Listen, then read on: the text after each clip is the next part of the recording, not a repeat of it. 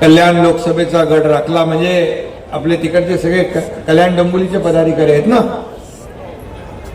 आणि विधानसभेत देखील महायुतीचाच झेंडा फडकवला आणि आज झालेल्या नगर परिषद नगर पंचायतीमध्ये देखील या ठिकाणी आतापर्यंतच्या शिवसेनेच्या इतिहासामधल्या जवळपास 65 ते 70 ठिकाणी शिवसेनेचे नगराध्यक्ष निवडून आले.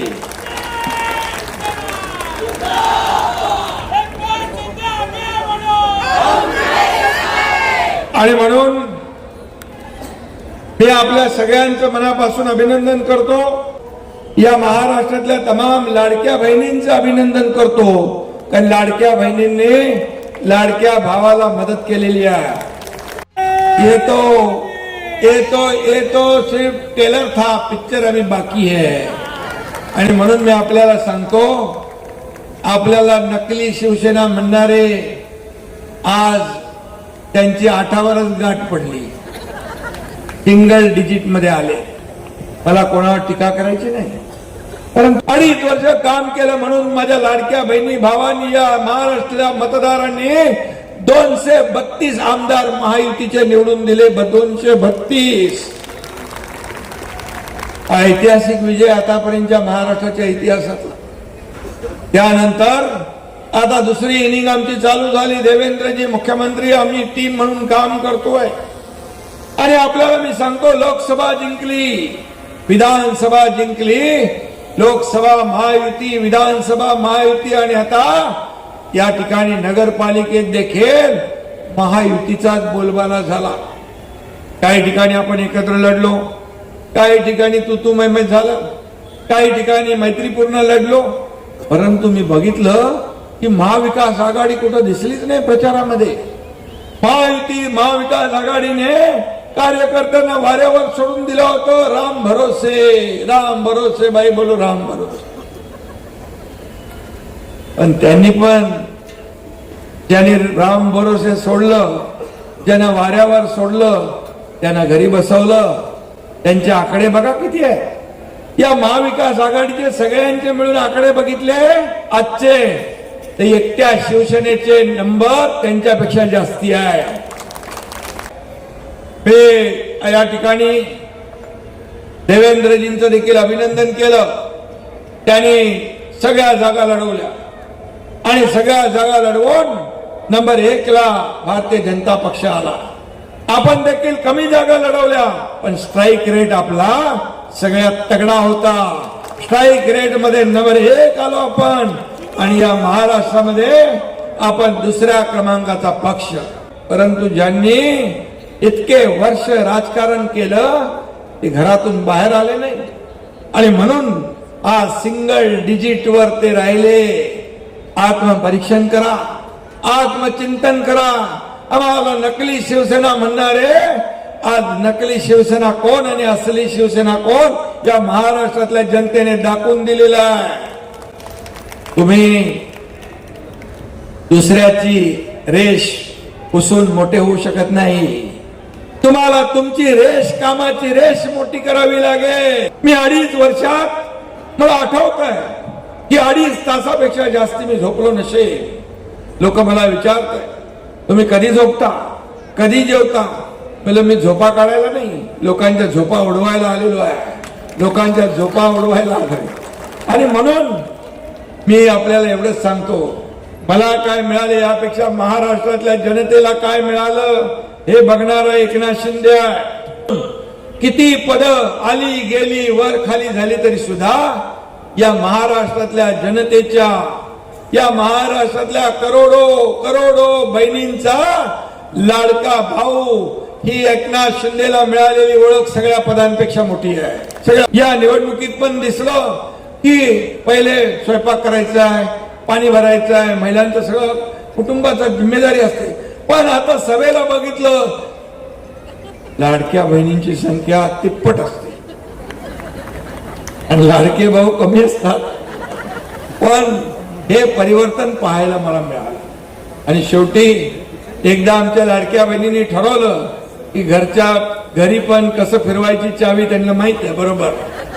त्याला आम्ही खरं म्हणजे हा विजय हा तुम्हाला या जनतेला या ठिकाणी सर्वसामान्य माणसाला समर्पित केला पाहिजे की या ठिकाणी आपल्याला जी काही क्लस्टर योजना, झोपडपट्टी, चाळी, धोकादायक इमारतींचा विषय मोठा आहे. आणि म्हणून मी जेव्हा मुख्यमंत्री झालो तेव्हा क्लस्टर योजना SRA आपण ठाणा आणि MMRचं SRA वेगळं केलंय. तुम्हाला या ठिकाणी देखील आपण क्लस्टर आणि SRA मंजूर केलेला आहे. त्याचे प्रस्ताव द्या. तुमचा क्लस्टर आणि SRA देखील या ठिकाणी धोकादायक इमारती ज्या आहेत त्याचा पुनर्विकास होईल, चाळींचा पुनर्विकास होईल, सगळ्यांना हक्काची घरं मिळतील. मी जे बोलतो ते करतो आणि जे बोलत नाही ते पण करून टाकतो. आणि म्हणून माझ्याकडे काही कारण नसतं. जे आहे ते करायचं, जे नसेल त्याला कारण द्यायची नाही. माझं कामाची पद्धत आपल्याला माहित आहे. No reason on the spot decision जे मी या ठिकाणी सांगतो ते. म्हणून तुम्ही सगळ्यांनी कार्यकर्ता म्हणून काम करा, कार्यकर्ता बनून काम करा, तर खऱ्या अर्थाने कुठलीही निवडणूक आपल्याला अवघड नाहीये. जर आपण नेता बनायला गेलो म्हणून आपल्या डोक्यामध्ये कधी मुख्यमंत्री, उपमुख्यमंत्री, खासदार, आमदार, महापौर, नगरसेवक अशा प्रकारच्या गोष्टी कधी येऊ देऊ नका. आपण एक सर्वसामान्य कार्यकर्ता आहोत हे भान कधी ठेवलं तर आपल्या सर्वसामान्यांची नाळ कधी तुटणार नाही. सर्वसामान्य माणूस आपला केंद्रबिंदू आहे, याला लक्षात ठेवा. आणि म्हणून हा कार्यकर्त्यांचा पक्ष आहे.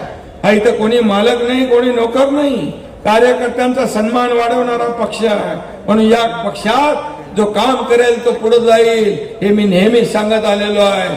आणि म्हणून लोकांना मदत करणं, संकट तिथं शिवसेना, आपत्ती तिथं शिवसेना, हे आपलं समीकरण आहे. आज मी तुम्हाला सांगतो शिवसेना आणि धनुष्यबाण. काही लोक म्हणत होते शिवसेना ठाणा आणि मुंबई पुरती मर्यादित, ठाणा आणि MMR पुरती मर्यादित आहे, मुंबई पुरती मर्यादित आहे. काही लोक तर म्हणायचे ठाण्यापुरतीच आहे. पण मी सांगतो शिवसेना आज चांदा ते बांदा पोचली आहे. चांदा ते बांदा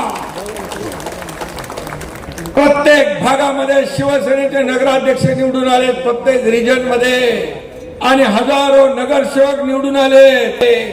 हा एकनाथ शिंदे सोन्याचा चमचा घेऊन जन्माला आला नाही, परंतु या तुमच्या सर्वांच्या महाराष्ट्रातल्या तमाम जनतेच्या आयुष्यामध्ये सोन्याचे दिवस आणण्यासाठी माझा जन्म झालेला आहे.